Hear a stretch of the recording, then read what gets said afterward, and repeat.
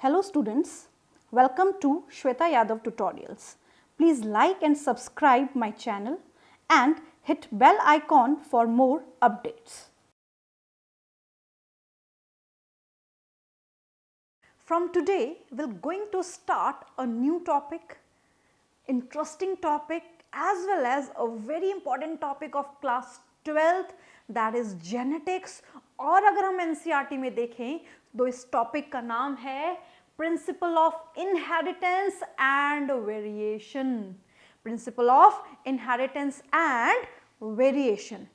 इस वीडियो में हम इंट्रोडक्शन से स्टार्ट करेंगे और फिर इसको आगे डिटेल तक लेके जाएंगे। इसमें हम बहुत सारे कॉन्सेप्ट्स पढ़ेंगे।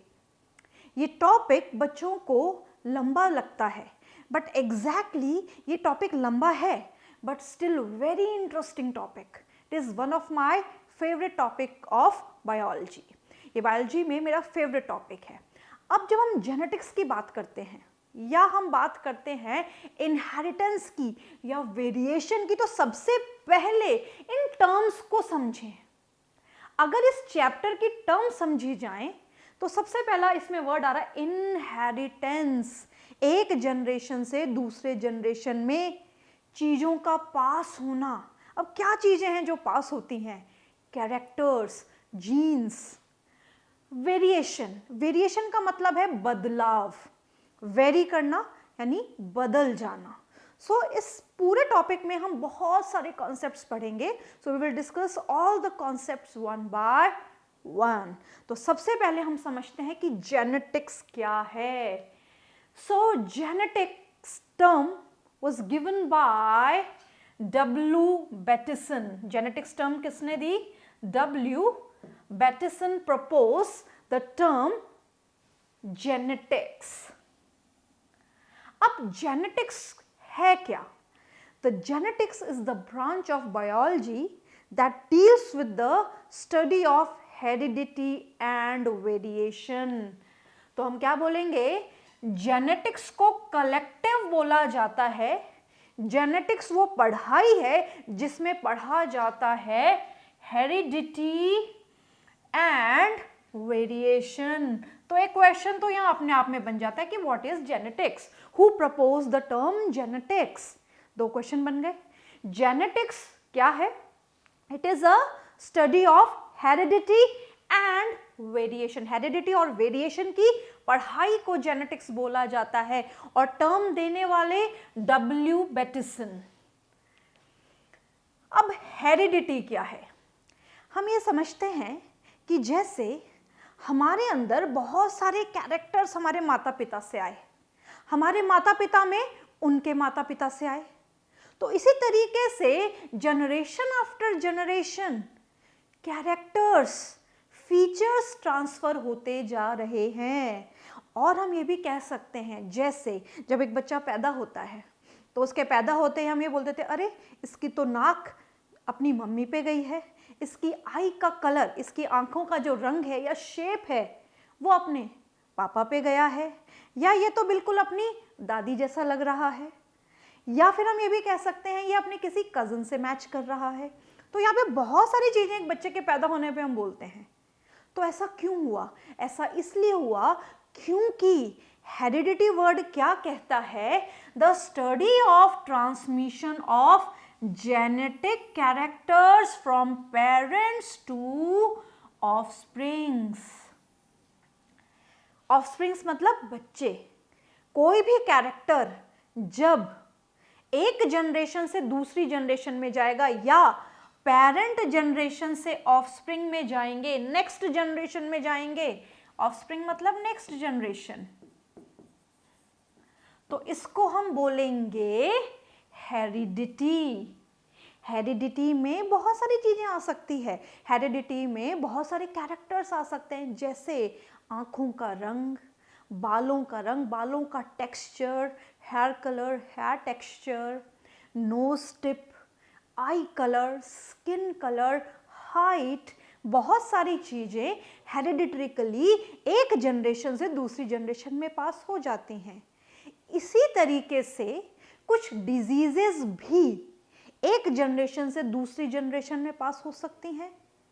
उनको हम कहते हैं हेरिडिटरी डिजीजेस या हेरिडिटरी डिजीजेस या जेनेटिक डिजीजेस, क्योंकि जब हम जेनेटिक्स को पढ़ रहे हैं तो उसमें हेरिडिटी आ रहा है। तो यहाँ पे कोई भी चीज जब एक जनरेशन से दूसरी जनरेशन में गई तो that is because of the genes, वो जीन्स की वजह से जाएगी। इस कॉन्सेप्ट को भी हम समझेंगे, क्योंकि कोई भी चीज, कोई भी कैरेक्टर जब एक जनरेशन से दूसरी जनरेशन में जाता है तो उसका कारण है जीन्स, जीन्स उसको लेके जाते हैं। ये बहुत इंपॉर्टेंट कॉन्सेप्ट है। जीन्स जो है उस कैरेक्टर के लिए जिम्मेदार है और एक जनरेशन से दूसरी जनरेशन में आगे फॉरवर्ड हो जाते हैं। नेक्स्ट हम बात करेंगे वेरिएशन। जो वेरिएशन टर्म है that is the difference that are seen among the members of the same species. Same species के मेंबर्स में जो डिफरेंस है दैट इज वेरिएशन। तो हम कैसे कह सकते हैं, ये एक फैमिली हायरार्किकल चार्ट है। यहाँ पे फैमिली की हायरार्की दिखाई गई है, दादा दादी या नाना नानी, फिर पेरेंट्स और फिर उन पेरेंट्स के बच्चे। तो यहाँ पे 3 जनरेशन दिखाई गई है। अब अगर 3 जनरेशन में देखें तो हम क्या देख पाएंगे कि जो बच्चे हैं वो अपने माता पिता की 100% कार्बन कॉपी नहीं है, बिल्कुल सिमिलर नहीं है। या फिर वो जो पेरेंट्स हैं अपने पेरेंट्स के, यानी कि बच्चों के ग्रैंड पेरेंट्स के बिल्कुल कार्बन कॉपी नहीं है। देयर इज डिफरेंस, उनमें अंतर है और इसी अंतर को, इसी डिफरेंस को हम कहते हैं वेरिएशन। हमारे घर में बहुत सारे लोग होते हैं, जैसे एक परिवार में 10 लोग हैं, एक कपल के 2 बेटे हैं और दोनों बेटों के भी बच्चे हैं, तो इन टोटल 10 लोग एक घर में रहते हैं। अब वो 10 के 10 जो लोग हैं उनकी शक्लें क्या मिलती हैं? बिल्कुल नहीं मिलती। क्यों नहीं मिलती? क्योंकि वो शो करते हैं वेरिएशन को, उनमें अंतर है। इवन जो भाई बहन होते हैं वो भी एक दूसरे से अलग दिखते हैं, वो एक दूसरे की कार्बन कॉपी नहीं होते। तो यहाँ पे हम कैसे पहचान सकते हैं? अगर वो एक दूसरे से अलग हैं तो वो क्या शो कर रहे हैं? वेरिएशन। अगर उनका कोई कैरेक्टर सिमिलर है, जैसे उनकी स्किन का कलर, उनकी आई का कलर, उनका हेयर टेक्सचर अगर समान है, एक जैसा है, तो वो क्या शो कर रहे हैं? हेरिडिटी। तो एक इंडिविजुअल 2 चीजें भी शो कर सकता है। तो अगर परिवार के सदस्यों में देखें तो हम ये कह सकते हैं कि वहां पे हेरिडिट्रिकल कैरेक्टर भी जा रहे हैं और साथ साथ में वेरिएशन भी आ रहे हैं। और वेरिएशन का सबसे बड़ा कारण है सेक्सुअल रिप्रोडक्शन। हमने ये पढ़ा है अपने जूनियर क्लासेस में कि जो वेरिएशन है, उस वेरिएशन का कारण सेक्सुअली रिप्रोड्यूसिंग स्पीशीज में क्या हो सकता है? सेक्सुअली रिप्रोड्यूसिंग स्पीशीज में वेरिएशन का कारण होता है recombination. Recombination of genes, genes का रिकॉम्बिनेशन होना। कैसे होता है रिकॉम्बिनेशन? जब जाइगोट में एक सेट फादर से आया हुआ है 23 क्रोमोसोम, एक सेट मदर से आया हुआ है 23 क्रोमोसोम, और उन 23 क्रोमोसोम में से एक सेट हमने उठा लिया। अब वो जो एक सेट है आपस में क्रॉस करेगा, यहाँ के जीन्स यहाँ चले जाएंगे, यहाँ के जीन्स यहाँ चले जाएंगे। तो इन्होंने अगर आपस में क्रॉसिंग किया इस तरीके से, एक को हम डार्क कर देते हैं, राइट, एक को हमने डार्क कर दिया है।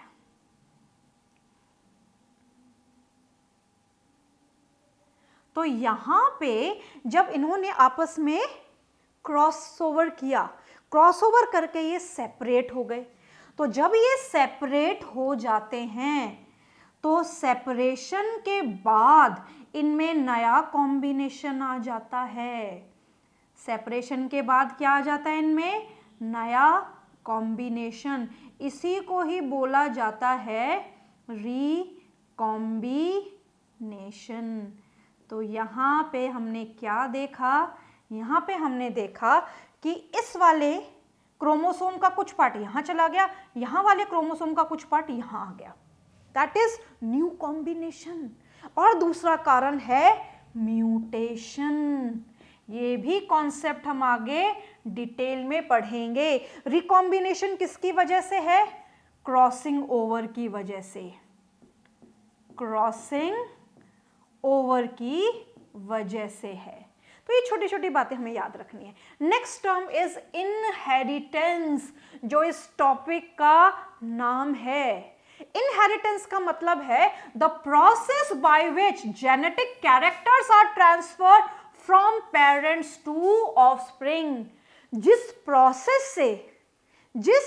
प्रोसेस से कैरेक्टर्स एक जनरेशन से दूसरे जनरेशन में या पेरेंट्स से ऑफस्प्रिंग में गए, दैट इज इनहेरिटेंस। इनहेरिट हो गए, एक जनरेशन से दूसरे जनरेशन में फॉरवर्ड हो गए। So it is a process by which the genetic characters are transferred from parent generation to offspring. Next is history researches in genetics. Genetics की history क्या है? हिस्ट्री में जब हम पढ़ते हैं तो Gregor Johann Mendel, G.J. Mendel, father of genetics, इनको बोला जाता है फादर ऑफ जेनेटिक्स। जब तक ये जिंदा थे, इनको इनके कामों के लिए कभी भी क्रेडिट नहीं मिला। He was not actually credited for his work. इनकी डेथ के बाद कुछ साइंटिस्ट ने इन्हीं के ही काम को रीडिस्कवर किया and after that he was exactly credited for his work. इनको अपने काम के लिए उपाधि या क्रेडिट दिया गया और बोला गया कि he is the father of genetics. W. Bateson, father of modern genetics. ये कौन है? ये मॉडर्न जेनेटिक्स के फादर हैं। Next is T.H. Morgan, father of experimental genetics.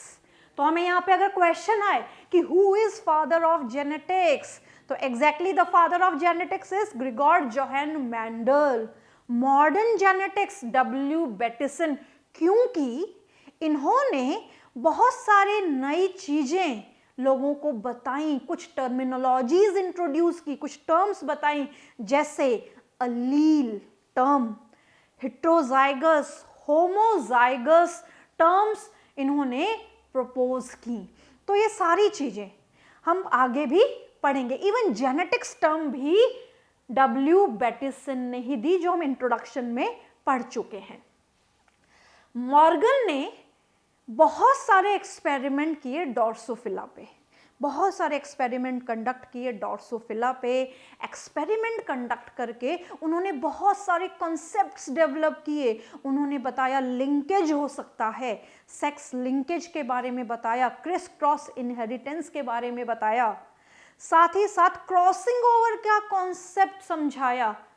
और यहाँ पे ये जितने भी कॉन्सेप्ट्स थे, इन्हीं के साथ इस चैप्टर को हम आगे पढ़ेंगे।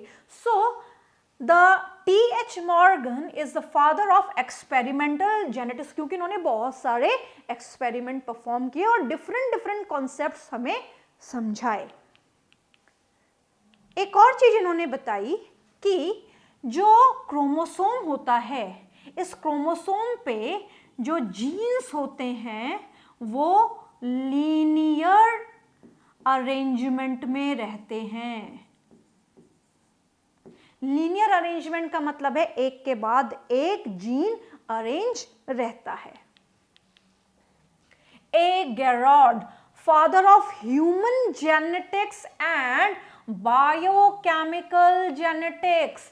ह्यूमन जेनेटिक्स और बायोकेमिकल जेनेटिक्स के बारे में समझाने वाले हैं ए. गेरार्ड। इन्होंने डिस्कवर किया first human metabolic genetic disorder, genes के कारण होने वाली डिसऑर्डर। डिसऑर्डर मतलब हम इस डिसऑर्डर को ऐसा बोल सकते हैं कि नॉर्मल फंक्शनिंग से कोई चीज बदल जाना, दैट इज डिसऑर्डर। तो इन्होंने पहली बार ऐसे डिसऑर्डर को समझाया जो कि मेटाबॉलिक और जेनेटिक डिसऑर्डर था, black urine disease, alkaptonuria. Alkaptonuria के बारे में जो साइंटिस्ट थे गेरार्ड, इन्होंने सबसे पहला हमें समझाया कि ये कैसे होता है। ये एक प्रकार का जेनेटिक डिसऑर्डर है और इसीलिए इनको बोला जाता है फादर ऑफ ह्यूमन जेनेटिक्स, क्योंकि इन्होंने जो डिसऑर्डर समझाया था वो किस पे था? ह्यूमन बीइंग्स पे, ह्यूमन बीइंग्स पे ये समझाया था, इसीलिए इनको ह्यूमन जेनेटिक्स और बायोकेमिकल जेनेटिक्स का फादर बोला जाता है। तो this is all about the introductory part.